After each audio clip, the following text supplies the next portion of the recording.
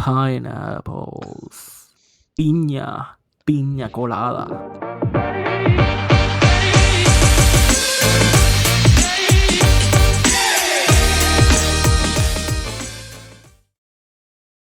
Hey everyone! Hello, everybody, and welcome to the Haven Cast. Today, Tristan's gonna do their intro.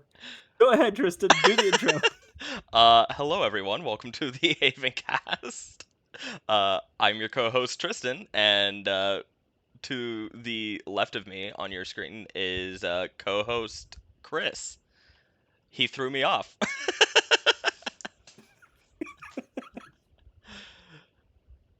Thank you, Tristan, for doing the intro. You're Would welcome. you like to present our topics today? Yeah, sure. I guess. Yeah. According to the detailed notes Chris sent over to me, we will be discussing One Piece Set 4, Kingdom of Intrigue, followed by a lot of modern talk for Magic the Gathering, since it is, in fact, modern season. Uh, After that, looks like we got some deck brewing. Chris has a few little brews. It looks like he wants to show off, and then we'll wrap things up with upcoming events. Pretty light on topics, but there's a lot to talk about. Also, Yeah. I'm gonna mention. Look, there's some Norcana news that I wanted to share, Oh, and we're gonna announce a commander party too. That's coming out this Saturday, and we'll talk about the commander party and how it's gonna work. To add that in, so to start with, Lorcana. Lorcana Wave number 2 has been pushed back to October, which is kind of a bummer. I just got the news today from my distributor. I'm putting it out there. We were previously told it was going to be mid-September, but it got pushed out. It's a bummer. I still don't know exactly what I'm getting. I think I'm getting booster boxes, and that's all I'm getting. I think that's all I got allocated, but I don't know yet.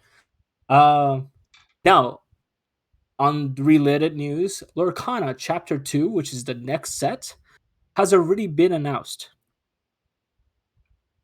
I have strong feelings about this, but I'll reserve them for later. okay. But it's gonna release in November. I looked around, and it seems like it's slated to come out on November 17th as your official release date for local game stores, and will be coming out 2 weeks later at big box stores on December 1st, which is probably a Friday. I feel like the first set just came out, though. It did come out, and that's part of my strong feelings about this.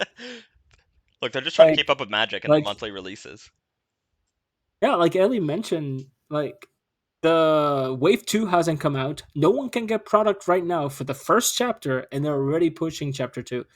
I feel like they could have waited maybe to January, give the game some breathing room, put out more product for the chapter 1, let people enjoy the first set, and instead of just jumping into the fray and getting another release. Um, Another part of my strong feelings about this is because Lost Caverns of Ixalan, our pre-release, is the 17th as well. It's the same weekend as the Lorcana release. It's Yikes. And 2 weeks before that, on the last week of October, first week of November, Paradox Rift, the new set for Pokemon, is also coming out. So Oh. in this, we have 3 releases on the same 2 week span, which, as a small game store, it's very, very strenuous. Well, and even But for the we'll see if Wilds we of can make it work. Eldraine pre-release, didn't you guys have to like flood over into the dance studio next door just to accommodate Yeah, everyone? So, whew. yeah, because we had Yu-Gi-Oh, and we had D&D, and we had almost 30 people for our pre-release, which is, again, for a smaller game store, it's a lot, especially in Nixa. Suffering from And success. yeah. Yeah, No, no. I'm hoping that by then we have moved into a bigger space. But what this also means is that we have to budget harder, and we might actually get smaller. We might actually get things in waves to be able to afford everything Yeah. and get stuff like that, because it's a lot. It's a lot of product. There's a lot. That's too much, and I don't know if we can keep up, and that's kind of scary for us. But Yeah. that being said, um I'm still excited. Just wish Lurkana or Teams Ravensburger is the creative team behind it and publisher. Um, I wish they would have waited a couple months after, where the would have let the game more time to breathe, Yeah, because a lot of the people who play Lorcana also play other games, and if they play Pokemon, they also their budget is competing with Pokemon. If they play Magic, their budget is competing with Magic as well. and that's not too long And after Flesh and Blood's Bright Lights release. yeah, actually, I appreciate Bright Lights is coming out early October.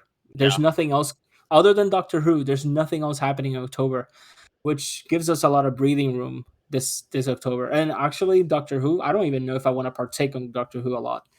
Like if I want to get a couple of commander sets, commander deck sets, cases, I guess is what I'm trying to say. I'll tell you this right now. Those Uh, Doctor Who sets are looking amazing from a longtime Doctor Who don't tell fan. me that. They look no, Don't say they that. seriously look great. Um, I don't know if you've looked at them at all, but we can digress back to that later. Um, I'm Not looking at yet. It Lorcana. is in October. We will talk about it. Yeah. Um, I'm looking at Lorcana here, and it looks like they've already started spoiling cards for Chapter 2. Like we've got, It's too many. yeah, It's too like much, man. Too many game releases. I can't keep up with all the spoilers, because we talked about Bright Light spoilers. We talked about Pokemon 151 spoilers. Now we're talking about Lorcana spoilers. We're actually gonna talk a little bit about One Piece and OP4, which is the next set. yeah, We're gonna be talking about a little bit about that, which is more spoilers, card spoilers. There's just so many cards everywhere. I just can't. so much cardboard. I uh Speaking of One Piece, though, let's talk about it for just a second. So, Chris, you've never actually played One Piece, have okay. you? I have never played, and I'm gonna be like you when we talked about Flesh and Blood. Talk to me, sell me on One Piece. Sell What you on is it One about Piece. One Piece that is so great? Because Tristan, yesterday, two Flesh and Blood players who used to be Magic players came up to me and went, I want One Piece products as well." And one of them spent like $100 on a card, on a single hmm card. So, like, they seem serious about this. So what is it about One Piece that everybody's like, "Yay, One Piece"? I think it's the simplicity of it. What I tell people whenever I'm teaching them how to play at our Learn to Plays or just on the fly is if you don't understand a majority of it by half a game in, I'm not teaching you right. Um, and that's how it was for me and for one of our other locals, Jack, who we learned together. It took us about half a game to really kind of get a good grasp on it. It's very similar to a lot of other games. It takes a lot of the aspects that other games do well and just kind of incorporates it into its own identity. So you have a leader, just like a commander, that you have to build a deck using the same colors. There's color identity in it. So for example, one of the new leaders coming out, which I'll post edit it. I'll throw it up onto the screen here. But there's a red and blue leader named Nefertari Vivi coming out. You can only build decks with red and blue cards for that. So it's very Okay, commander-esque in that aspect. The life total is very similar to Pokemon, where you have life cards. So you draw your hand. When you keep your hand, you put a number of cards off the top of your deck into your life area equal to your leader's life total. And so every time you take okay. a hit, your leader takes a hit, you draw from that life deck. And it's only when you Okay. get hit without any life cards in your life deck that you lose the game. And so some So I'm seeing. I'm sorry to interrupt you, Oh but yeah, I'm you're good. seeing a lot of the cars that have 5,000, 4,000, seven Yes. thousand, 3,000. Am I putting each life card like 1,000 points? No. So if you look at let me see. Let me see if I can share this here. Give me 1 second. Okay. Can you see that? Okay. Yes. Okay. So take Vivi here, right? Down here, this is her life total. So that's 5 cards. Oh, five. This is just how much power she does, or how much power you need to reach to hurt her. So Okay. uh, magic or not magic. One Piece kind of plays a if you meet it, you beat it style gameplay. So if you can hit VV for 5,000 power, and there's no responses or anything, you're taking a life card, or rather, your opponent is drawing a life card. What It's if I hit you with 4,000? Then nothing happens. The attack fails. Okay. So, and the way that they kind of add interaction to that, so it's not entirely just, oh, I'm going to pump my guy up and swing, is they print cards with what are called counters on the side here, where you can Oh, discard them from your hand to add that much to an attack, or rather okay. to your defense. And then Can you use multiple creatures to attack the same leader and add the power together? not yet. That's a design space I don't think they've Okay. played with yet, but I'm sure they will eventually. So Um, you have to discard something to grow your the character attacking the Yes. leader. Yes. And Okay. then that kind of gets into like their cost system. So, in Magic you have lands and in Pokemon you have energy, but one thing that a lot of these other popular card games kind of do is they shuffle it in with the rest of the deck, whereas in One Piece you have a 50 card deck that is all just characters, events, and stages. And then you have a 10 card Dawn deck, which is your Dawn are basically like what you use to pay for costs. So you tap them down to pay Okay. for things just like you would in Magic. Um, but you can also attach Dawn to your characters, like Energy and Pokemon, to increase their power by 1,000 for each Dawn.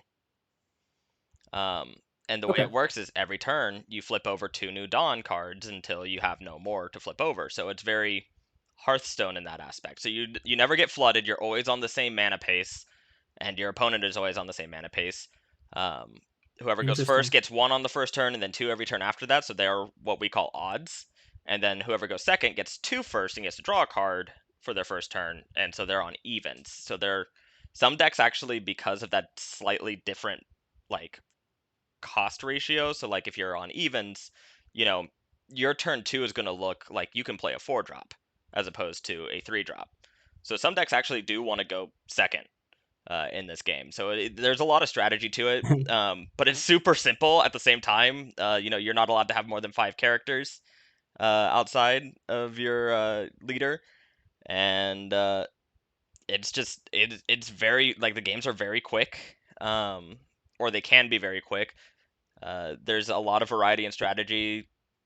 It's honestly just Oh, it's a blast to play. It kind of feels like it really takes the good things of most other games and just kind of throws it into one game with recognizable characters and a huge IP to pull from.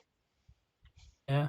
So, like, one thing that I've been wondering about, when it comes to One Piece, Yeah. is what's the strategic depth of the game? Like, when you play Magic or Flesh and Blood or even Pokemon, you have so many little decisions that matter, and whether how you spend your mana, how you sequence your plays, whether you block with one thing or another. Like, how deep does this, or how deep can this game go in that Um, aspect?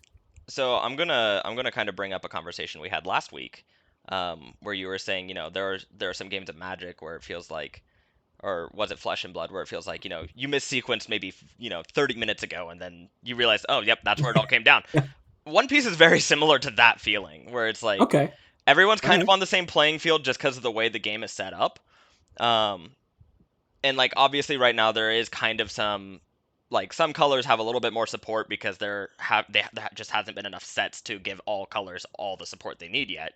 So like red is very very dominant right now in the meta, but each set Yeah. kind of takes a little bit away from that and gives it to a different color.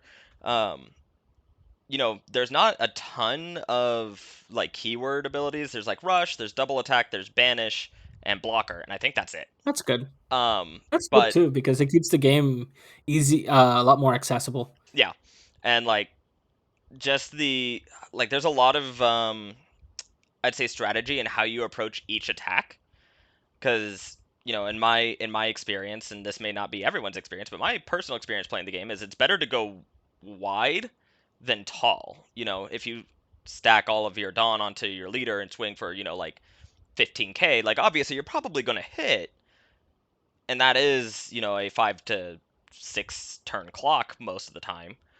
Um, Yeah. but you could potentially get more hits in by distributing it out and forcing your opponents to play their counters and play their responses and empty Oh, their I see. hand out while you're attacking. So like there are decks that take very different approaches to combat. Like green really likes to tap and untap things, um, Oh, which can get really annoying in the right shell. Purple is like the weird kind of sounds ramp. like my type of game. It really is. Like you would absolutely Uh, destroy me. Um, Purple's really fun. It likes to ramp your Dawn and then send Dawn back to your Dawn deck for really big effects. So like there's I think one in the first set where it's like you can remove 10 Dawn from your field back to your Dawn deck and just wipe the board. Um, so stuff like that. Blue's very I'm gonna bounce stuff to your hands so you have to replay them. Um, yeah. Very controlly. Black is all about cost reduction for easier removal. Yellow, which may arguably be one of the strongest colors right now, is its life manipulation because your life is its own little area with its own cards. Dude, that makes so much sense because Yeah, yellow, YOLO, yeah, you YOLO it. Yeah, you only live once. yeah. And then obviously red's just like the aggro color where it's like I'm Okay. a beat face and You can cut that joke out. It's fine. oh, I'm not cutting that. That's sticking in. Oh, dang. I'm gonna slowly So zoom in on your face while it happens so everyone knows you said that. that'd be But great though. So getting back, going back to this, um, I do appreciate that there is that depth. yeah, Because I was playing Flesh and Blood the other night. Got my butt kicked soundly, and but the entire game I was like, oh, maybe I shouldn't have done that. Maybe I should have done that other thing or that other thing. And there's a myriad of ways. Maybe I should have kept this hand in my hand instead of that. Maybe I shouldn't have arsenal that. There was a lot of back and forth in my yeah. brain during the entire game. It was almost distracting. Yeah. Well, and there's a ton of that, even with the most simplest of decks where, one of the top decks right now is literally just play a bunch of dudes and beat face. That is the deck. It is the definition of red deck wins, right? But there Yeah, are like split second decisions you need to make when both attacking and receiving attacks where it's like, ooh, do I want to use this counter now or do I want to save it for its main effect later? Or like, do I want to take the life for the extra card draw, or do I want to yeah, conserve in case they go wide next time? There's a lot of those like split second decisions that like, one wrong move and you could give your opponent the advantage they need to take it all the way. Um, yeah, it's very much a game of micro advantages. I know I said that about like Flesh and Blood, but it, yeah. it really is here. So So having said that, Yeah, this is what we're looking at right now is the OP4 spoiler, right? yes. This is the next set. It's One Piece 4, so fourth set. hmm Um what are like a couple cards you are excited about in this set? Yeah, so I'm really excited. So I'm gonna bring Vivi back up here again. I'm really excited about Vivi. They're starting to kind of lean more into these dual color leaders, and Vivi's effect says she can't attack, which is a needed nerf because this ability seems very strong to me. So once on your main phase, once per turn, you can pay 2 Dawn, so 2 mana essentially, to draw a card and give one of your characters Rush, which is just haste. Um, in red and blue, card draw is very strong in this game already because you have a smaller deck and you only have a starting hand of 5. So every little extra card helps. There is no limit to how many you can hold in your hand. So just paying 2 Yeah. every turn, getting a card, that's really strong. And then on top of that, Okay. one of your freshly played dudes can just start beating face as soon as they come in. Um, she seems pretty strong to me. I know she did pretty well in the Japanese meta. Um, Okay. just played a How bunch. far ahead are they? They're on OPO5. Like that just came out for them, so Okay. they're only about a set ahead, set and a half really. So she seems really strong, and maybe she'll give blue the support it needs because I think it's the weakest color right now. Doflamingo seems fun, where at the end of your turn you just set 2 of your Dawn as active, so you just get a refund for 2 mana, Yeah, and so yeah, that yeah, I seems like very refunds. yeah, like that one seems very I spent a lot very of time at Walmart. The customer service, they already they have a picture of me that says "wanted" yeah. at the customer service desk. I forgot what point I was making. you you were saying that card is very good when you untap, you get the like Yeah, he's it gonna feels get. very reactive because it lets you, play your events when you need to. Um, Obviously, Mr. Seven here, or not Mr. Seven, Mr. Five, seems pretty good, and you can tell which ones are like intentionally designed to be good because they're the ones that get like the parallel arts. Um, Oh, I see. yeah, and so like you can tell which ones are kind of pushed a little bit harder. But I mean, this is just a KO effect on a character. You can return 2 Dawn from Oh, your field to your Dawn deck and rest them to just yeah. knock somebody out with a cost of 4 or less. Like that's Oh, yeah, like that so seems pretty strong. out of curiosity, Yeah. you're saying that you can sort of tell which cards are pretty good when you see them with the parallel art. Those are usually pushed. That Yeah. means there's some level of when you push cards, that inherently means there's some power creep going already. You wanna make your cards exciting and more powerful as you go in some way, and that's normal in any game. Yeah. But do you see a trend in this game where that could break the game eventually? Like, um, I from what I've seen with One Piece, it seems way better designed than Yu-Gi-Oh! Like Oh yeah. Yu-Gi-Oh! No, I hope I don't get canceled for this, but Yu-Gi-Oh! Feels like they don't really care design-wise. Yeah. They kind of just have cool ideas and just slap them on cards, and they just cross their fingers and hope nothing happens. And if it does, they'll just ban all the cards. They'll restructure their playing field because they broke the game. Because Mhm. they break the game all the time. They don't break formats or whatever, or they don't break a deck. They just break the game. Yeah. So, do you see anything like that happening in the near future, or happening with this set, or anything like that? Not yet. There is a little bit of power creep, but I think that's part of having to give support to other colors as they need to during the Okay. design process. Because like I said earlier, this is still pretty early on in its lifespan. Like they're celebrating their first year here soon. Yeah. They didn't even have black or yellow cards until the second and third set. So this is the first Mhm. set that we have where they're not introducing a new color. Um, Yeah. that being said, there's a bunch of archetypes that they've introduced because each character has like a type to it. So like what island they're from, what faction they're a part of, and a lot of decks are built around that typing. So like this set is very Dressrosa and Baroque Works oriented. So Mhm. you're going to see a lot of cards from Dressrosa and Baroque Works.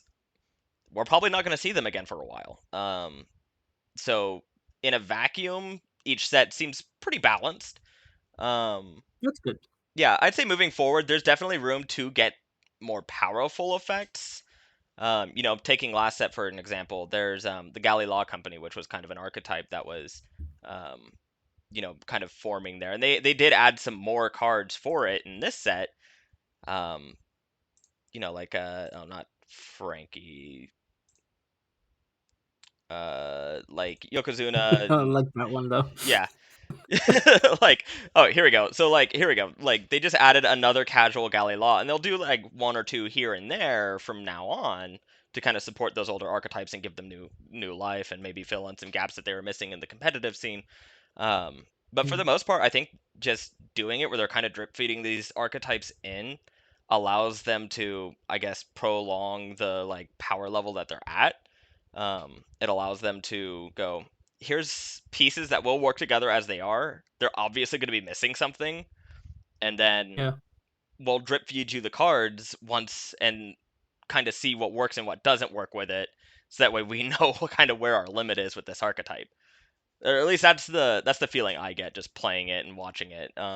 With red being an exception, because red is just super aggressive, and I'm pretty sure like if we go to like the um, top deck lists right now, I'm pretty sure most of them are red in some way. Championships? What? Oh yeah, no, this is huge in Japan, and from my understanding, it's pretty big in other parts of the U.S. Where are there? I feel like it's starting to catch on for sure. Yeah, Um, it's exciting. I just wish I could get more product for it. yeah, Um, like if people are curious about getting more product, we're trying what we can over here. But I will give out a shout out to Collecto. They seem to get quite a bit of product for One Piece and are able to sustain their community there. yeah, So I will give them a check out yeah. for sure. And that's actually interesting point you brought up about being able to get product. I had the pleasure of talking to a game store up in St. Joseph, which I'll link in the description because I don't remember their name off the top of my head. I think it's like the Gamers Lounge. They were telling me the reason they get so much product, and they had multiple cases of this stuff whenever I went for the OPO3 tournament. Mhm. They got a ton of it because they bought into it like immediately with their distributor. Oh, And so Bandai was like, "Hey, thanks for the support. Here's a bunch of product." So oh, that's cool. yeah, Because we tried that, and our distributor went, "Hey, thank you. Here's 3 boxes, yeah. 3 booster boxes." It's like 36 boosters each, 24, something like I think it's 24 boosters in One Piece. 24. Here's 3 boxes of 24 boosters. Good luck. Yeah, And so, you know, but yeah, this is awesome. yeah. And for those really interested in playing One Piece, like I said, check out Collecto. And if you have any questions, reach out to Tristan, comment on our video. We'll throw in the questions. We'll do our best to answer them. Ellie already got onto me because I'm not paying attention to the comments, and I should probably be reading them. And I avoid social media at all costs, but I do. That's something I need to get better at. Don't worry, I So read your comments. put them. Good guy Tristan here. So comment on our video, and we'll answer your questions or as we can. Yeah. Um, yeah. That being said, Commander Party. It's our next thing in our docket, and what is Commander Party?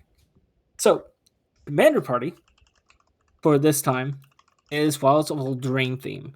So they do Commander Party at every set release, and every set release it is obviously tied to the set that just released. In this case, it's Wilds of Eldraine. Last time it was Lord of the Rings, and they did it very differently. I do like that every Commander Party is a little different. Thank you, Tristan, for You're putting welcome. it on. Um, so with Wilds of Eldraine, every pod is gonna get a little card that is just under this. Right under. If you scroll down a Oh, little, there you right here. go. Everybody gets that. That's gonna be like a sort of. Uh, it's not exactly letter size. It's a little smaller than that. But it says the realm of the story. It has a space and then the end. So with that, you also get a little stack of 10 cards, which is what we saw previously on top of this. I don't know. I don't know why Wizards divided the page this way, but so each card has little bonuses that you get whenever you play your commander. So every time someone plays a commander, you have to reveal one card from the top of the little stack of cards. Those cards are little stories that tie into each other in some way, right? Um, there's one that says attacking creatures get +1/+0 for each tap creature defending player controls. So if I play my commander in my turn and I reveal the top card and that's what I get, if I attack with my creatures, they all get +1/+0 for each tap creature defending player controls. So I'm attacking Tristan. He has 3 creatures, so my creature will get +3/+0 essentially, right? Yep. Now next time, if I pass the turn and it's Tristan's turn and he plays a commander, he's gonna get another card revealed. And let's say Enchanting Slumber shows up. So during that turn, whenever a player casts their second spell each turn, they create 2 tap 1/1 blue and black fairy rogue creature tokens with flying. So you play your commander, that revealed, you play another spell, you get 2 tap 1/1 fairy tokens. Yeah, and And so on. so they did something like a So similar for Lord of the Rings, didn't they? Where every turn somebody picked a different ring to get a bonus effect from. So yeah, with Lord of the Rings, it was at the beginning of your turn, you would choose to put a ring token on one of the ring spaces, hmm and the spaces were divided into sections, and each section will give you some bonuses. Like one section will give you a 2/2 knight token, another one will give you an extra card draw, Yeah. I forget the other ones. One of them was very powerful and people didn't like playing with it. So some pods would like house rule that center space and not do it at all. But uh so this is going to be free to experience. It's gonna be this Saturday, the 16th, at your local game store. I think it's this weekend, so it depends on when other game stores are doing it. But at least for us, it's gonna be this the 16th. We're gonna do it at the same time we do our normal Commander nights at 6:30. All you have to do is show up, get in a pod, and if the pod agrees to do this, just do it, and you get promos. And the promo you can see at Tristan's screen. It's the Sir Conrad the Grim retro art, and That it's looks really nice. slick. I'm gonna be Yeah, trying to and get one of these for Marin. I'm also gonna be giving out promo packs for it as an additional incentive or prize. Just for showing up and hanging out. Um, I have I don't have a lot of promo packs, so I can't give out promo packs to everybody. But also keep in mind our store is very small right now, and we have space for like up to 40 people, and that's being generous right now. We'll just take over the dance studio again. It's fine. Yeah. I mean, I can talk to the owner of the dance studio. She's a good friend of mine, and I can talk to her, and she might be okay with letting me borrow one of the rooms again. Yeah. Um, so I'm not opposed to it, and I'm probably gonna have some help that Saturday night, so we can definitely manage it. That being said, um, I highly encourage people to try it out, especially if you like Commander. This is a different way to play it, and people love the Lord of the Rings one. Actually, I'm always I don't want to I don't want to let this sound like I'm discrediting Wizards in any way.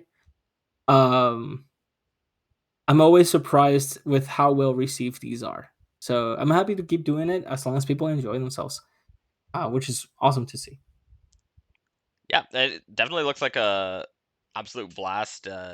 Plane chase is always super popular too, and it kind of feels like a almost a take on that. Um, and Man, I'm I glad that have done store wide plane chase. yeah, Like I put it's the cards chaotic. on the screen every 5 minutes on the TV, and every 5 minutes I switch it. Having multiple pods playing with the same deck is also super chaotic because it's like you never know when With the another same pod's gonna plane. be like, "Hey, we're ready for the next plane," and it's like, "Oh, I'm banking on this one right now." that was my experience. It was absolutely chaotic. I would definitely do that But again. You should do that again, Chris. oh, I will. I really want to. I might do it this Thursday. We'll Okay. see. But moving on, we Yeah. have Modern Talk. Yes. Um, this is gonna be the last leg of our video today. Really wanted to talk about Modern because we are doing the Modern qualifier season, which means that we have a lot of regional championship qualifiers happening in multiple stores throughout the season until December. I want to say.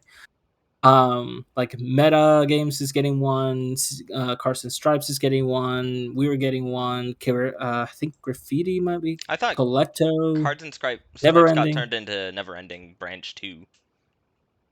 Uh, that's I think it's after this Mm. that they're gonna start. So there's Carson Stripes until this Saturday. Oh, okay. That's what I heard, but I'm not entirely sure. So don't quote me on that. But a lot of stores are doing it. Ours is this Sunday, the 17th of September. Um, so I really wanted to talk about Modern. I've been playing a lot of it because I'm going to be playing myself. CNK has one on September 30th that I'm going to play to because I can't play in mine.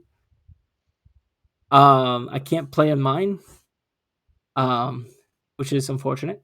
But you know, so I'll play CNK, and if I don't win there, I'm probably playing at Metagames at November 4th.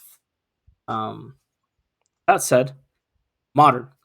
Yeah. What to expect in Modern? What are the top decks in Modern right now? Recto Um, scam. I I compiled a it's not a comprehensive list of the top 10ish decks. The first 3 or 4 are probably decks that you're 98% to see. Like you it's it will be very hard to go into a tournament and not see these decks or play against these decks. Um, Number one, like you said, Rakdos Scam.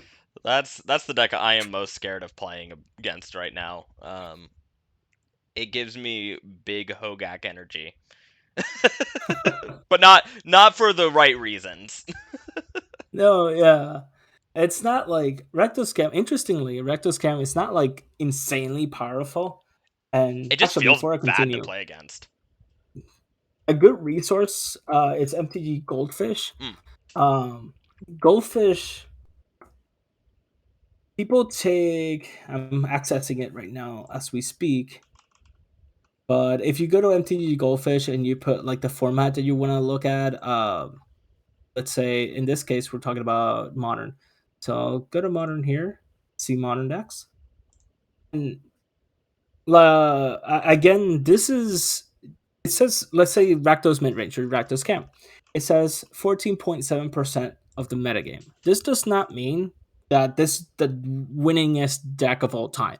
This is it's not getting first place 14% of the time. This is not what it means. That's just how much of the deck is I getting see played. people exactly. I see a lot of people equating the popularity of the deck with how much it's winning, and that's not entirely correct. Like It there's a little is just correlation, but mhm. Just because it's super popular also doesn't mean that it's winning all the time. It's just it has it has good matchups around the board, and it has this is essentially the Junda the format, but instead of playing a fair game, where you're in back in the old days you would have Jund, which is red, black, and green, and you had fair game where you turn one you play a discard spell, so you look at your opponent's hand, take the best card out of their hand or something that disrupts you or what have you. and then you Goyf turn If they're 2. playing a combo deck, yeah, if they're playing a combo deck, you take out a combo piece and you play Tarmogoyf turn two. God, I miss when Tarmogoyf was good. Simpler Yeah, times. and what if you played with Liana of the Veil, and that was like that was your scam at the time. Now your scam is you Grief play and your fury first your opponent to death. That's what it you is. you play Grief, which is a 3/2 mana creature with that costs 4 mana to play, but you can play it for free by exiling a black card. Comes into play, you look at your opponent's hand, take out a card, and then it will get sacrificed. However, you play a 1 mana spell that makes it so when you target this creature and the creature dies, it'll come back. And when it comes back, it does the whole shebang again, and you get to pick another card from their hand. So you kind of cripple their hand, and on your next turn, you can play another discard spell. It's just it kind of just has ways to like shut you out of playing the game. It's almost like they And shouldn't that's have put why that strong of an effect on an evoke creature. I'm I'm of the opinion that if Modern Horizons needs to stay or they want it to stay, they should probably take away all the free creatures because it's starting. Just to give you an example, last night I played against the 5 color control deck, which we'll talk about in a bit.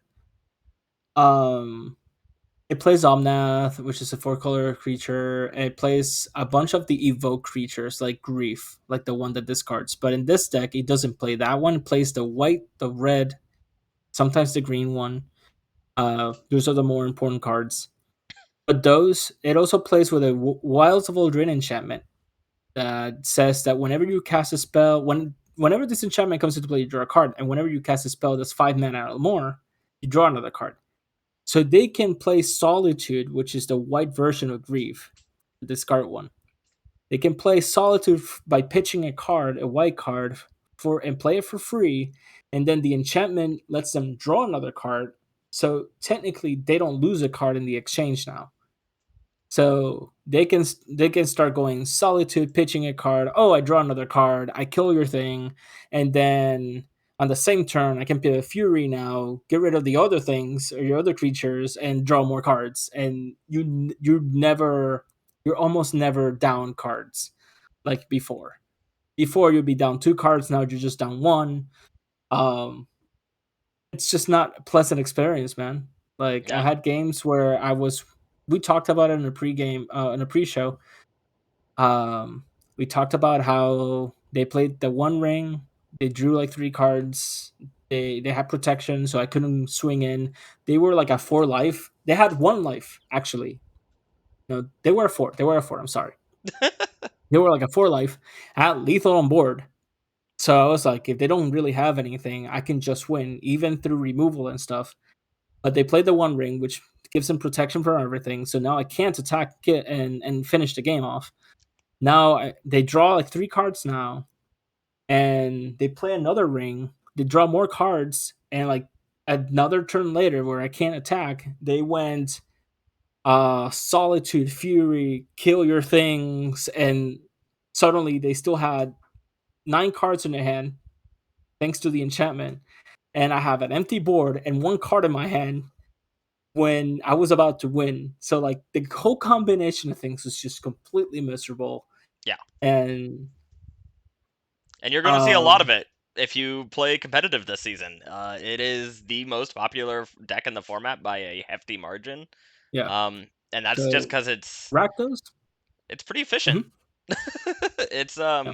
The Rakdos one is probably the less. It's the one that you gonna have to worry about their. Oh, I have a cat behind me. oh, hi Mika. You gonna, hey. So um, but the thing about Rakdos is that yeah, it can be kind of miserable at the beginning. But the game is not over. Yeah. I've been playing a lot of Hammer Time, and I've been able to beat it. And after even a flurry, a bunch of discard spells, it's not unbeatable. The game is not over. Modern, if you're playing an any of the top 10 decks, you have draws that will get you out of that first wave of disruption from Rakdos. Um, Next in the list of decks that can draw out of it is Murktide.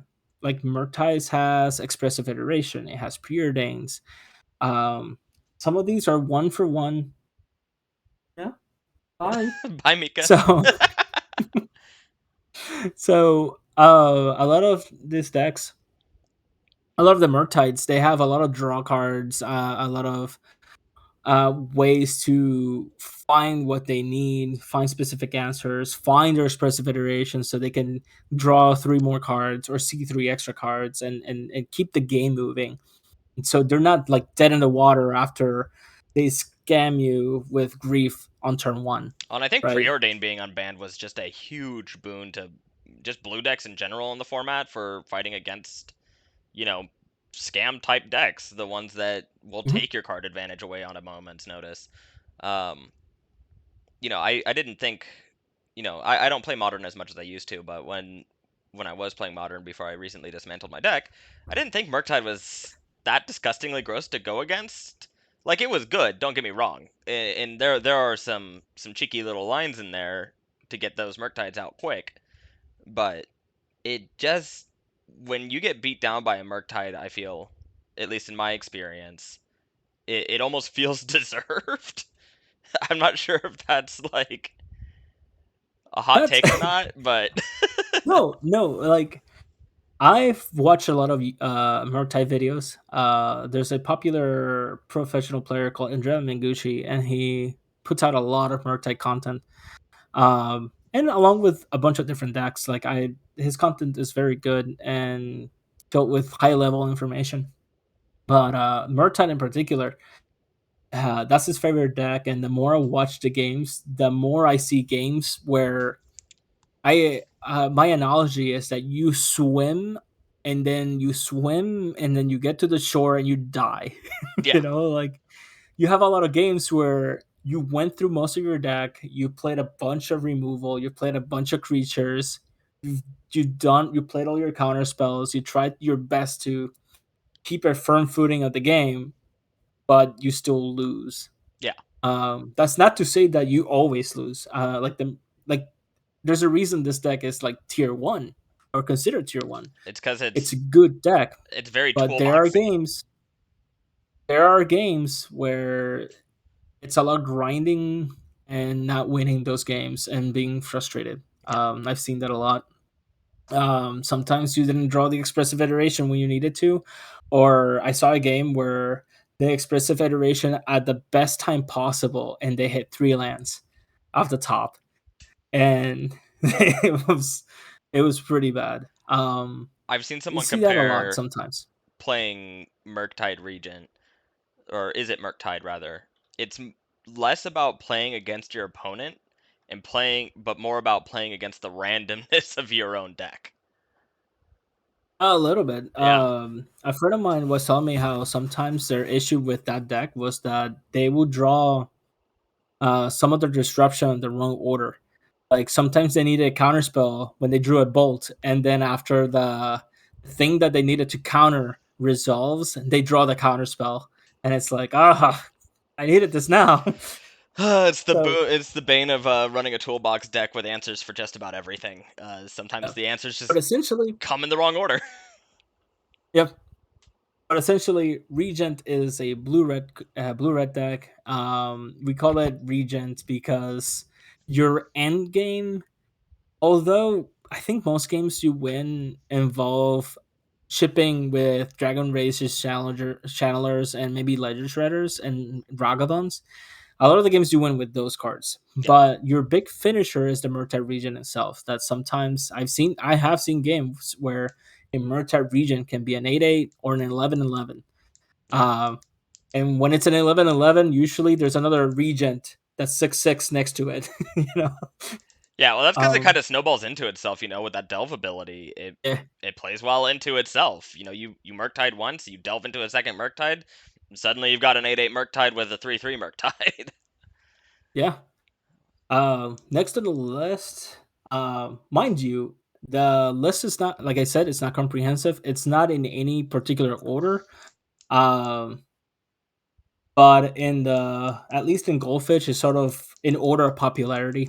Yeah, I guess Rhinos in on Goldfish is 8.4% and Ragent is 8% of the metagame, at least from what is gathered from online tournaments and paper tournaments. yeah, But Team of Rhinos is a blue, red, green deck that relies on spells that have the ability Cascade, which means that when they cast a spell with Cascade, they exile a card from the top of their deck until they hit a spell that it costs less than the spell with Cascade. So usually their Cascade spells cost 3, and the spell they're trying to hit is Crashing Footfalls, which makes Rhino tokens, which is why it's called Team of Rhinos sometimes, or commonly referred to as Team of Rhinos.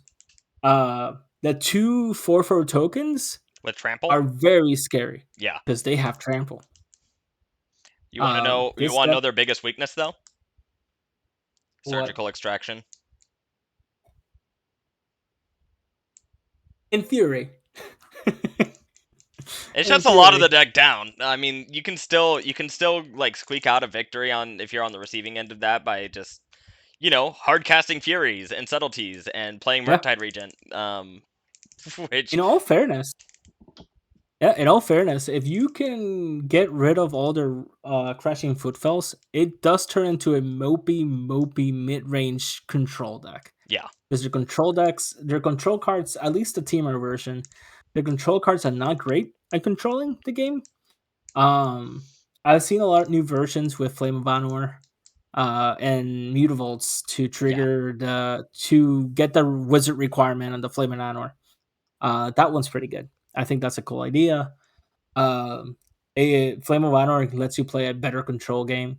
You draw extra cards, you kill creatures, you destroy artifacts, problem artifacts, especially on Hammer Time, um, which has a lot of um, important equipment that you want to destroy, yeah, which is also on the top 10 list. So Crashing Footfalls, that deck tries to marry a lot of sort of controlling tempo elements with sometimes they play Brazen Borrower, sometimes they play Prismari commands.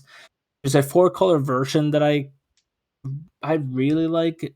It plays Leyline Bindings to ooh, for better removal. that Yeah, seems that good. that list is actually pretty sweet.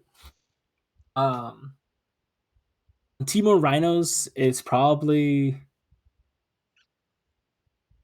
it's one of the better decks in the format. It there was like three of them on the top eight the at the Lord of the Rings Pro Tour alone. Uh, the format has shifted since then, but the beauty about this deck is that you can tailor the main deck and the sideboard to sort of react to the metagame shifts. Yeah. Um, you can if you expect more Chalice of the Voids, for example, you can play more Brazen Borrowers or more Prismary commands. So you can play if you expect more rings and you expect more aggro decks, you can play Bone Crushers because they have Stump and they say damage can't be prevented, so they get around the one ring while serving as another removal spell for the more aggro decks. So stuff like that. Like there's a lot of things you can do with Team of Rhinos, which is the appeal of Team of Rhinos, versus something like Regent, Murta Regent. That I've seen so many lists, and every list, it's only the only variations are some cyber cards here and Yeah. there, some main deck cards. Like maybe they play three Ragavans instead of four. Maybe they play three Ledger Shredders instead of two, or that sort of thing. Like you see this small little tweaks and changes in this deck, but you don't see like complete structural changes like you can see in a Teemo Rhino deck. Like you can effectively switch out bigger spells Yeah. and have bigger shifts in the deck itself because all you really need is Charlotte's Agent, Pilot Outburst, and Crashing Footfalls, and you need everything else to To cost three or be, more. yeah, just no one or two drops and you're good. Which you would think Yeah. with it having this kind of weird deck requirement, like deck building requirement for it to work, you would think it'd be a lot more difficult to build around, but So, it just doesn't work out so that way. actually, yeah. So actually, funny that we're talking about this now. There's a really cool story coming out of the Pro Tour. It was that there was a Team of Rhino list. Some guy playing Team of Rhinos, where in the sideboard they had Draenith Magistrate. Ooh, Draenith Magistrate is a 1/3 for 2 mana, the white creature that says that your opponents cannot play spells from anywhere other than their hands, right? So they would sideboard that in against other Cascade decks, and they take out the Full Falls and the Rhino card, and then they will just cascade into their Magistrate, and then their opponents cannot do anything. It was like the game was almost always over. And the guy did very, very well. I heard he had a very good record. I think he made the second day and everything or so. that's some Um, that's some sneaky tech. that's some big brain stuff. Yeah, Like, well, I listened to Gabriel Nassif who lost to that. And he was playing Living End, which is also on the list. It's less popular than Crashing Footfalls, but Living End is another deck that I put like it's sort of like a miscellaneous thing where out of 40 people, I would expect one person to play it. I would expect maybe two. Um, if you expect 40 people in that tournament, whatever tournament you're playing, you're expecting 100 people in the tournament that you're planning to go to. I would expect a couple of these. They lose they don't lose to the same hate sideboard hate like Chalice of the Void, but there are still problems for these decks, and they have yeah. different ways to handle them because of the way the decks are composed and what their plan ultimately is. Um, Now on the list, I also have Yawgmoth. Yeah. Uh, Yawgmoth is a green black combo deck, creature combo deck that plays a lot like a mid range deck with a combo kill. You're trying to get the Yawgmoth into play and get some creatures with Undying. Undying means that if a creature dies, it'll come back with a +1/+1 counter. And Yawgmoth, when you sacrifice a creature, you can give another creature -1/-1 counters. So at some point, you set up a loop where you put the one counter on the +1/+1 counter, and they cancel each other. So you can keep sacrificing the same creatures over and over and over and over and over. Now, every time you sacrifice a creature and put the counter, you also draw a card and you lose a life. So you can start drawing through your deck and you can find a different way to win. And usually, that way to win is either Blood Artist, which drains one life from your opponent. Yeah, and that goes infinite. That means that it goes infinite. You lose Hmm. one life, I gain one life, and then there's life parity. So the life that I lost, I gain it back. So I just do that infinite times, and you're dead. Aren't there When lists that doesn't also? work, Oh, sorry. go ahead. Oh, I No, was gonna go say, ahead. aren't there also lists that are currently running like four of Grist the Hunger Tide? Oh, every list is playing Grist now. That is like it's the card that it's removal. It helps with your mid range plan. It adds creatures to the board that you can sacrifice to the Yawmoth if you don't have the other creatures on board. It's Grist is a card you can. It's a planeswalker, but when it's not on the field, it's a creature, so you can get it with Court of Calling or Eldritch Evolution and that sort of thing. So whenever you have like a problem artifact or permanent that you want to get rid of, you can Court of Calling for a Grist, sacrifice a creature, destroy the problem permanent, and keep going. Yeah, it just Um, seems really strong in this list because I mean, outside of like Blood Artist, it looks like it's also going infinite with Hapatra, Vizier of Poisons to make infinite dudes. yeah, Because she makes it to where every time you yeah, put a -1/-1 counter on a creature, you make a 1/1 green snake with Death Touch. Um, so that seems pretty strong. Yeah, it just yeah. looks like a very versatile There's deck overall. I don't think I've had the pleasure of playing it against this is. one. I played a little bit of it. It's a fun deck to play. It's very intricate. It's not straightforward because your mid range plan it's relies on a bunch of one ones and and maybe two twos, so or two ones. So it's really weird. Um, but it's a very good deck, and if you can learn all the card interactions, if you can learn all the loops, if you can learn all the decision trees that you can do with Yawgmoth and all your card and Grist and all your cards, you can come out ahead a lot of the time. Like the deck's really interesting and very intricate. It's a really good deck to learn. Sort of like how intricate and interesting Amulet Titan is with decision making, sequencing, that sort of thing. Now some of the newer lists are playing or testing Agatha's Soul Cauldron. I I think we're running out of time, so I can't even Yeah, begin to explain what the combo is. I was about to say we're at the 58-minute mark on the recording. 58 minutes, yeah. Yeah. Like I cannot begin to explain to you how you can loop with this, but I think it involves walking ballistas and involves some other things. But essentially, it says you may spend mana as though it were mana of any color to activate abilities of creatures you control. Which for this combo, it doesn't really come up because you don't spend mana for the combo itself. Yeah. Now, creatures you control with +1/+1 counters on them have all activated abilities of all creature cards exiled with Agatha's Soul Conjurer. So let's say you exile a Walking Ballista, um, you get a young wolf, right? That has Undying. You sacrifice it, comes back with a 1/1 counter. So it's a 2/2 with a 1/1 counter with the ability of the Walking Ballista you exiled. So you can remove the counter with the Walking Ballista ability to deal 1 damage, and then you have a 1/1 wolf again that you can sacrifice, And comes loop back with it the over and Undying over again for infinite. counter damage. Yep. Yeah. The last ability on the Cauldron is that you tap it, exile a target card from a graveyard. It's any graveyard. When a creature card is exiled this way, put a 1/1 counter on target creature you control. So this is how you exile the Walking Ballista using that third ability. So There's you a lot play of it for text on this 0, card. and then exile it under There's, the cauldron. Yep.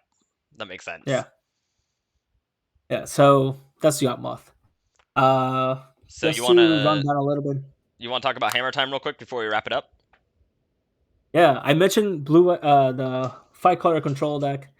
Before I get to Hammer Time, that's next on the list after Creativity.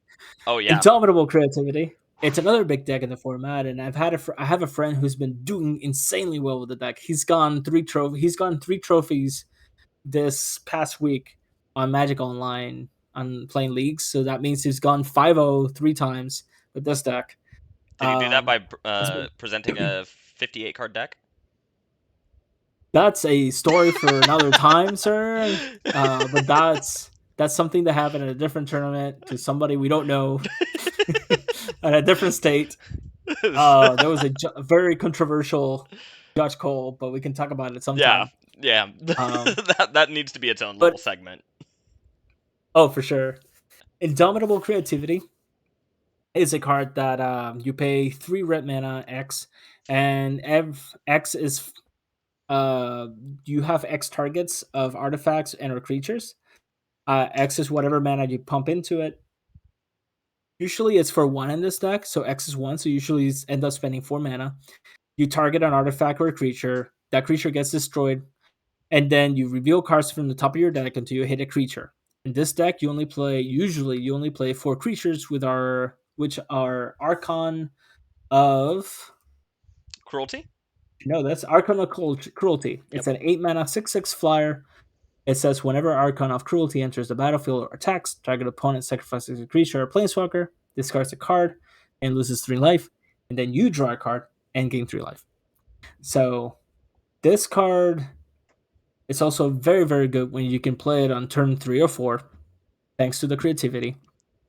And this particular version that my friend has been playing has a way to bring it back from the graveyard as well. So if it gets discarded, or you find a way to put it in a graveyard somehow, you can still revive it. Or if you play it and it gets killed by damage or destroy effect like terminate, you can revive it, use it again.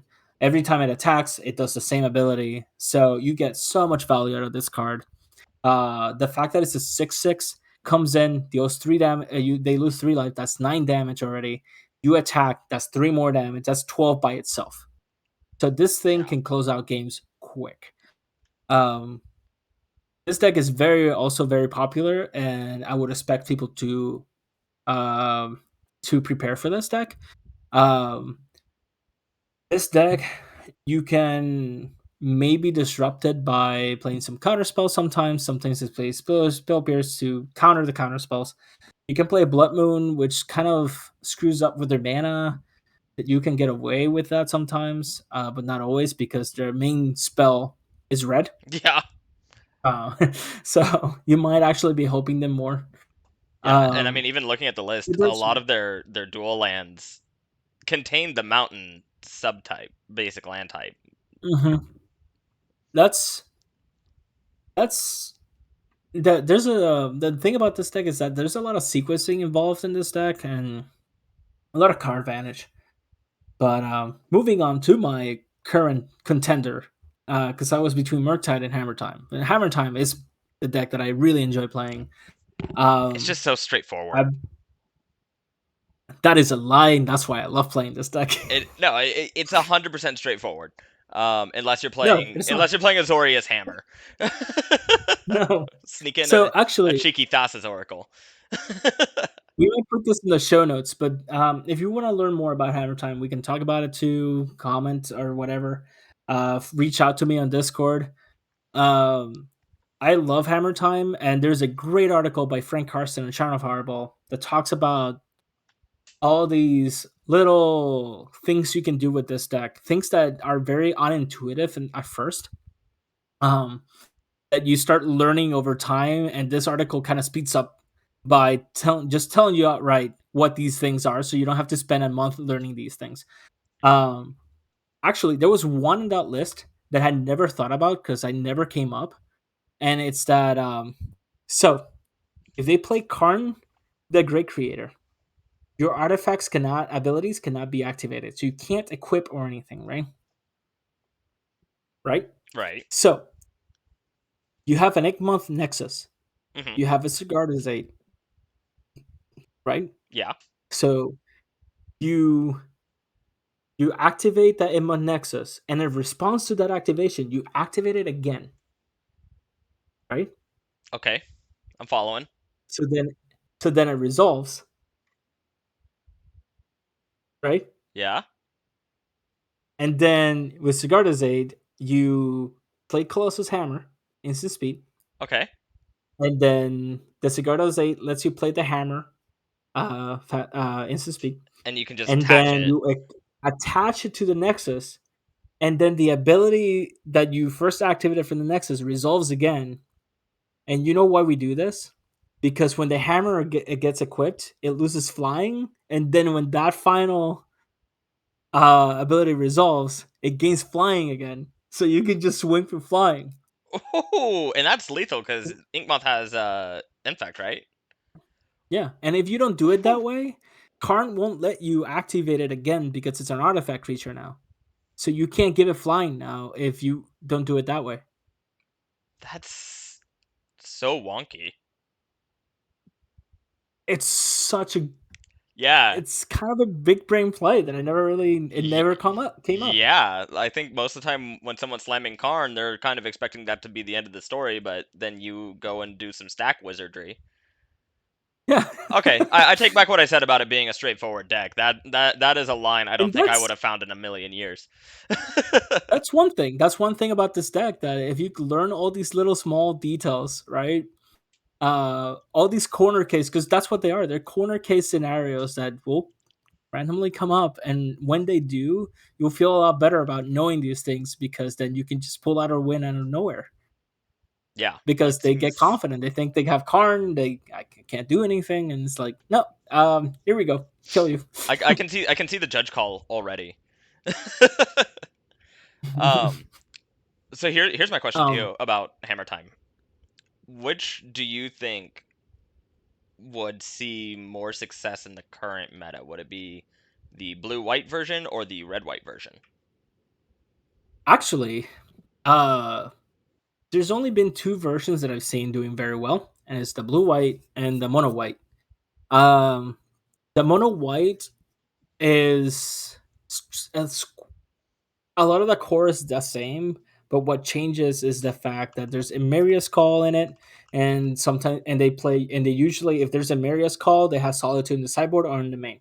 Yeah, I don't think that list is particularly good. I honestly don't think Solitude is it's a great card in this deck. Like Solitude is a busted card, but not yeah, in Hammer Time. I don't. I in Hammer Time you end up needing a lot of your cards um consistently. Like all of your cards have a purpose, and you need them to do that purpose. Like you find yourself if you don't have an Emerius Call, the Emerius Call is there so you can sometimes you play it as a land, but it's mostly there so you can pitch it to the Solitude. Um that way you're not pitching something else, but you will have games where you have to play the call as your land, and then you had to play it as a land, and then you have Solitude in your hand, and you want to cast Solitude, but your other white card is a Stoneforge or a Pure Steel Paladin, and those cards are insanely important. You need those cards. yeah. Uh, so Hammer Time is a deck that relies on having a good amount of action that you can't just throw away. You need Pure Steel Paladins so you can equip your Colossus hammers for free or draw extra cards. You need your Stone Forges to find your hammers or found your alternate equipment in case hammer can't do it. Like maybe you need to find a Shadow Spear. Maybe you have to find a Nettle Cyst or a Cauldron Complete or whatever. Um that's another aspect of this deck that it's not straightforward. Yeah. I so mean, I've been looking into some Boros Hammer Time because I think that might be my next modern build. Because I do think there's a lot of potential in red white, especially since those are like the equipment colors. Um, but the reason I personally feel Boros might be a little bit more aggressive, maybe is the word I'm looking for. the core is the same. The Yeah, one thing I it's the noticed support from Red, package. yeah, that what the thing that I've noticed from Red is that you get to play Magnetic Theft. I think Yes, it's that's called. that's the card I was about to mention because it's So instant speed attached and equipment for a red. today I've been thinking a lot about that card because a lot of people's inclination is to board in Alpine Moon for Urza Saga or Blood Moon or Magus of the Moon for the rest of your lands. It's a decent cyber plan. I'm Yeah. not I'm not discouraging it at all because I've had moments where I've been kind of wrecked by it. Um, and if they play Blood Moon and you have Inkmoth Nexus, for example, now you have red mana, so you can play Magnetic Theft. Yeah. So you can still play Magic even under a Blood Moon, and you still have cards that you can use under that. Yeah. My inclination recently, with Black to play Thoughts. That's been where I've been. But I play Thoughts in the sideboard. I don't like it main deck. My current list, I'm at 59 cards. If I play I'm at 59 cards. That means that I'm like at 3 Search of Salvation. I'm playing Cranial Plating right now. I think that card is underrated and it probably needs to come back. I think it's a great card. I was testing the other day and I had a lot of games where having a construct token with a cranial plating effectively doubles its power, so you just end the game a lot faster than and in your investment is 2 mana on the plating and 1 mana to equip. You don't need a cranial plating at that point. Like I had 2/5/5 constructs where one of them had the cranial plating and I swung for 15 that turn Yikes. Yeah. and they were at 14. That sort of thing. Like those are games that cranial plating shines. Like that's I think that card needs to come back. Um, I my would. sideboard is has 4 Thoughtseize, which I can take it or leave it. Like I can go mono white, and Thoughtseize can be something else. Like today, I thought about extraction as specialist. Maybe it's a cool card that you can play and bring back a Stoneforge or Pure Pad and keep you know Yeah. I don't know. I think I like the various Boros builds better for um, one big reason, and it's something that's actually seeing play in Pioneer right now, of all things. In the creature package, running 4 Cacophony Scamps and 4 Fireblade Chargers, just because that could be a turn 2 insta kill. With Yep. obviously the right draw, but that's I mean, and obviously, like, if it doesn't work, like, you're gonna have to go to your backup plan of, maybe using the Yeah. constructs or something else. But Cacophony Scamp seems really strong there. So does Fireblade Yeah. Charger. Um, I've been testing it on Moto a little bit. My favorite is when people don't realize that Fireblade Charger uh, deals its power when it dies, and so Yeah. I'll get the hammer on, and then somebody will fatal push it. It's like, uh, but even just Cacophony Scamp having that, like, just running that as an uncommon, that's a 1 drop that you can sacrifice it when you need it to be sacrificed and Yeah. get that effect, that seems really, really strong to me. And then, tie that in with, what was the magnetic, Magnetic Theft. oh yeah, magnetic theft, you know, swing in with the imp or the scamp, leave a red open, declare no blocks, magnetic theft, boom, you have a hammer on a scamp. You sack the scamp after damage is done. You just killed your Yeah. opponent on turn 2. uh, I'd I'd be honest. It is such a sweet feeling when you yeah. get to kill them in turn two. Like even without the scamps, like most people concede if you go turn one, dude, turn two, Sigarda's Aid, play Colossus Hammer. So we didn't mention it earlier, but Colossus Hammer is essentially the what you're trying to do with this game, with this deck. Oh Colossus yeah. Hammer is a 1 drop equipment that gives the creature that you equip it to plus 10 power and toughness. And it loses And flying. so and it loses flying. So if I play Esper Sentinel turn one, turn two, the enchantment as Sigarda's Aid, and play Colossus Hammer, attach it immediately to my 1/1, and now I have an 11/11. Usually people scoop by then. You Yeah. hit them for 11, and if they don't have an answer, they'll scoop. I've s- I've had games where they play a blocker and I go Shadow Spear, give it trample and a lifelink, and then I gain 11. They block, they still dead. Yeah. Well, and I've even seen people use like Cauldron Complete as well, or even the old school batter skull uh, combo. Yeah, Is that legal in modern again? Butter Skull is still legal. I've been thinking a lot about Butter Skull because you can the games that are grindier. Batter Skull is a card that is easier to cast than Caldra Complete, Yeah, and the fact that if they deal with the token, you can bounce it back to your hand and replay it. yeah, So it doesn't stay there. It still has utility if you don't have a Pure Steel Paladin or any way, or even Fortune, which is a newer card. Even if you don't have that now, people prefer Caldra Complete. Um, I don't like it. My Stoneforge has never last long enough to play Caldra Complete. I almost never get to 7 mana either. yeah. Um, it's just It's such a high bar. I too high.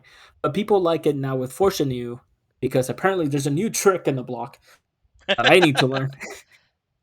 But apparently, Color Complete gives your creature +5/+5, indestructible, I think, and first strike. But apparently, with Fortune New, you can equip for 0, and you can equip at instant speed if it's your turn, right? The first If it's equip the per first turn. equip, Yeah, the first equip.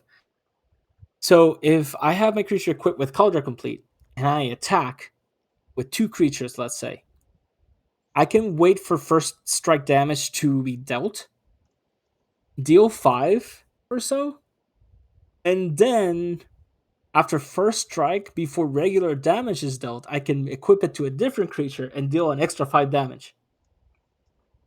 yeah, yeah. Which I think that right But there is why people are running Caldra Complete over Batterskull, but do you know why I never knew that beforehand? because you haven't played with Fortune Because New. I've never been able to play Cauldron Complete. Well, It does not happen. here's the thing about Fortune New though is whenever it enters the battlefield, you can return an equipment card from your graveyard to the battlefield. So if you can pitch the Cauldron Complete, you don't even need to pay for it. Yeah, fair enough. So I don't know. That's my take. But we're at But about yeah, an no. hour and 20 minutes. You want to talk about upcoming events? It's the same ones as that video. Oh, was it? Is it Just really? watch those videos. I'm kidding. No, so we have the Commander Party this Saturday, 16th at 6:30. Uh, as you all know, the Modern RCQ is this Sunday on the 17th. Registration at 11, starts at 12. The Popper Shindig is a bigger Popper tournament on Sunday, September 24th. Also, registration at 11, starts at 12. We have the Bright Lights pre-release on Sunday, October the 1st at 2 p.m. The Flesh and Blood Pro Quest 4, it's going to be Booster Draft. It's going to be Bright Lights Booster Draft on Sunday, October 22nd.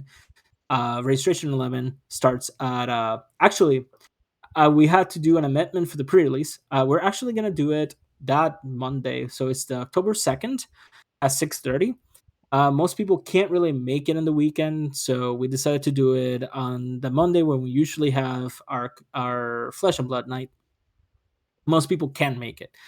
Um, the pre-release for Flesh and Blood doesn't actually last that long. Uh, it's gonna be just like Magic, where you open a 4 packs. In this case, you build a deck. You have 40 minutes to build. We give you extra. I think we give you like another extra 5 to 10 minutes to build, since it's a new set, and sometimes we do have newer people playing. Um, and then rounds are 30 to 35 minutes long. So the pre-list is it's covered like in 2 hours, maybe a little bit more. So we start at 6:30. We're probably done by 9, maybe 8:30. That's pretty So quick. yeah. Don't forget that you can pre-register for these events at Haven Games, haven-games.com/events Link in the dash doobly one. doo. Um, and other than that, like I kept saying, any questions that you guys may have, put them on the YouTube comment section, Chris won't or read them, but I will. you can reach out to me at Discord. I'm Chris Fern on Discord. Hashtag a random set of numbers that I can't remember right now. Um, it's right here. Like we're doing this on Discord. I'll put it in the description. Hashtag Oh my god. Let me see if this pulls up. Oh, it's just Chris Fern, I guess. Do they not do the hashtags anymore? No, they're getting rid of No, those, I there you go. believe. Apparently it says originally known as Chris Fern, hashtag 4381. There you go. 4381. Um, or you can text Tristan or text the store at 41 or 417-414-0802 or email us at havengamesllc@gmail.com or any of the myriad of ways of contacting us. Or just come into the I store and like welcome go, hey questions. you. Yeah. I'm sometimes there, yes. Um, any questions, again, just reach out, man. Any further topics that you'd like to see us talk about? I'm also, before we go, I want to throw this out there. If you are interested in more competitive Magic content, I've been toying with the idea of doing a separate podcast for that. I love talking about Magic. I love talking about its content. I love talking about Flesh and Blood content as well, and Flesh and Blood competitive Flesh and Blood. And if we talk about Pokemon, I might talk about competitive Pokemon as well. I love looking at tier one, the tier list. I have my own pet Palkia deck that I love playing around with, and that's all I ever want to play right now. Flesh and Blood is Dash for me. Anything like that, just reach out. And if that's something you want to see, I'll do it. If I can find a good co-host, unless it's Tristan. I don't know if Tristan wants to do another podcast. I can do Do, another do you have podcast. it in you? I don't know. We'll have to see how this one goes. Well, if there's anything you can count on, is that we love pineapples. Yeah, Chris, you want to just get like right up to your mic and just like be like pineapple Pineapples. Piña. Piña colada. at Jory6781. Chris loves pineapple. Is that the content you were All looking right, for, guys. Chris? That's all we have today. Thank you Okay. for joining us. Thank you for joining us, Chris and Tristan. We'll see you next week. Pineapple. Take care. Have a Bye. great week Thanks for watching. and be good to each other.